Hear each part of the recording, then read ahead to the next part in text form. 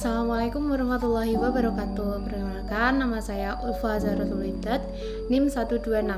Nah, di video kali ini saya akan mereview salah satu buku dari dosen kita, yaitu Bapak Agus Hirmawan, yang judulnya Konseling dan Psikoterapi Islam. Nah, di buku ini tebalnya kira-kira 68 halaman, dan juga buku ini diterbitkan oleh penerbit Yayasan Hajah Kartini Kudus tahun 2024. Dua alasan kenapa kita wajib membaca buku ini. Yang pertama, karena isi materi yang cukup lengkap dan juga bisa menjadi referensi tambahan untuk kita semua dalam mempelajari khususnya konseling dan juga psikoterapi Islam.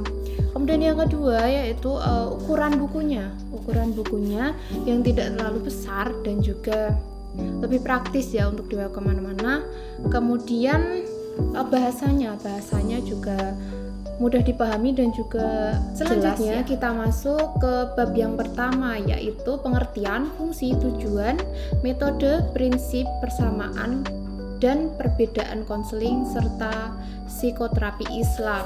Kita masuk ke pengertian konseling. Konseling adalah pemberian nasihat, pemberian anjuran dan juga pembicaraan dengan bertukar pikiran. Pengertian psikoterapi Islam menurut Lewis Wolberg yaitu perawatan dengan menggunakan alat-alat psikologis terhadap permasalahan yang berasal dari kehidupan emosional, yang dimana seorang ahli secara sengaja menciptakan hubungan profesional dengan klien atau pasien yang bertujuan menghilangkan, mengubah, dan juga menemukan gejala-gejala yang ada, memperbaiki tingkah laku yang rusak, meningkatkan pertumbuhan serta perkembangan kepribadian yang positif. Kita masuk ke bab 2, yaitu hakikat manusia dalam pandangan Islam dan kebutuhan manusia kepada terapi atau konseling. Nah, hakikat manusia di sini itu manusia sebagai makhluk biologis yang dimana dia punya insting. Kemudian sebagai pribadi makhluk. Pribadi makhluk itu cirinya memiliki potensi akal untuk berpikir rasional dan mampu menjadi hidup sehat, produktif dan efektif.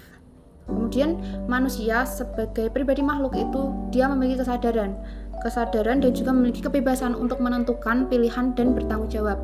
Kemudian ada manusia itu sebagai makhluk sosial, di mana manusia itu tidak bisa hidup sendiri dan juga pastinya membutuhkan bantuan orang lain. Ketiga, membahas tentang sejarah, teknik, dan hubungan psikoterapi Islam dengan ilmu lainnya. Yang pertama ada sejarah psikoterapi Islam.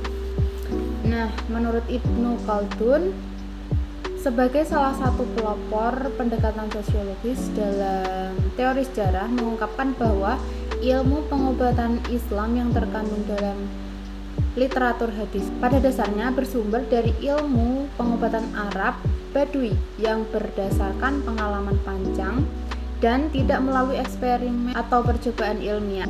Hal tersebut dikarenakan pada zaman terdahulu perkembangan ilmu riset dan teknologi belum seperti sekarang. Tentu hal itu berbeda dengan yang dilakukan ilmuwan sekarang yang memiliki perkembangan pesat secara signifikan, khususnya di negara-negara maju. Bentuk dan teknik psikoterapi menurut Muhammad Abd al-Aziz al-Khalidi membagi obat atau syifa menjadi dua. Pertama, obat hissi, yaitu obat yang menyembuhkan penyakit fisik seperti berobat dengan madu, terus minum air buah-buahan yang disebutkan dalam Al-Quran. Kemudian yang kedua, obat maknawi. Maknawi itu untuk pengobatan ruh dan kalbu manusia dengan doa-doa dan juga isi kandungan Al-Quran. Kita masuk ke bab 4 tentang sehat dan sakit dalam Islam. Pertama, pengertian sehat dan sakit. Pengertian sehat menurut WHO merupakan keadaan ideal dari sisi biologis, psikologis, dan sosial sehingga seseorang dapat melakukan aktivitas secara optimal. Kemudian kesehatan jiwa dalam Islam. Konsep sehat dan sakit dalam Islam. Menurut Quran surat Al-Isra, yang dimaksud sehat atau sakit itu di ayat ini bersifat rohania. Secara fisik orang yang dikatakan sehat ukuran sehat atau sakit terletak pada iman secara Islam.